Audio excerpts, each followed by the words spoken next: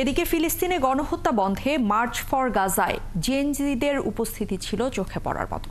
হাসিনা পতনে যাদের সবচেয়ে বেশি ভূমিকা, শনিবার আবারও রাস্তায় নেমে এসেছে তারা। সংহতি জানিয়েছেন ফিলিস্তিনের পক্ষে। সুযোগ পেলে ইসরায়েলের বিরুদ্ধে যুদ্ধের মাঠে যাওয়ার কথাও বলছেন তারা। সেই সাথে দাবি তুলেছেন ফিলিস্তিনের স্বাধীনতার পক্ষে। আরও জানাচ্ছেন মোহন ইসলাম। ৫,৫০০ কিলোমিটারের বেশি দূরত্বে ফিলিস্তিনের অবস্থান। সেখানে নারকীয় হত্যাযজ্ঞ চালাচ্ছে ইসরায়েল।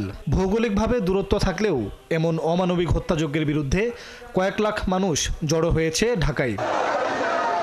শিশু, বৃদ্ধ, নারী, পুরুষ, বিভিন্ন শ্রেণী পেশার মানুষ, এমনকি বিভিন্ন ধর্মবর্ণের মানুষ যোগ দেয় মার্চ ফর গাজায়। লাখো মানুষের কণ্ঠে একটাই আওয়াজ, ফ্রি ফ্রি প্যালেস্টাইন, অর্থাৎ ফিলিস্তিনের স্বাধীনতা। আমরা ফিলিস্তিনের শান্তি চাই, যুদ্ধ চাই না।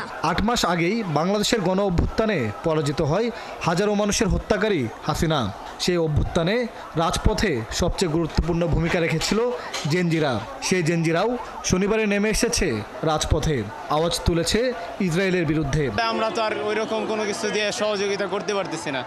কমপক্ষে আমরা যে আইছি, এতে তো কমপক্ষে নিজের রক্তেই হইলেও যে আমরা তাদের সমর্থন করতেছি, এতটুকুই যেন আল্লাহ যেন দেখতে পারে, এটাই আমাদেরই। ইসরায়েল এবং আমেরিকার আমরা বিপরীত আছি এবং আমরা ফিলিস্তিনের পক্ষে থাকব যতদিন পর্যন্ত না ফিলিস্তিন স্বাধীন হয়। বসন্তের শেষ সময়ে ফিলিস্তিনে ঝরে যাচ্ছে ছোট ছোট ফুলের মতো শিশু।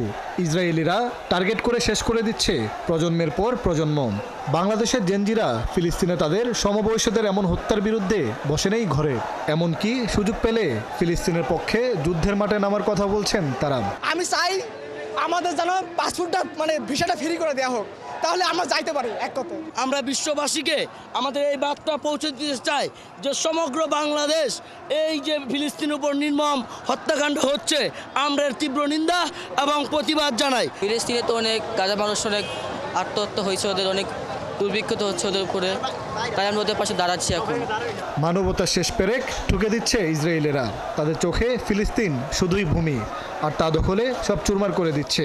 যেন মানুষ হত্যায় তাদের একমাত্র ধর্ম, আর ভূমি আঁকড়ে নিজের স্বাধীনতা ধরে রাখার চেষ্টায় প্রাণ দিচ্ছেন লাখো ফিলিস্তিনি।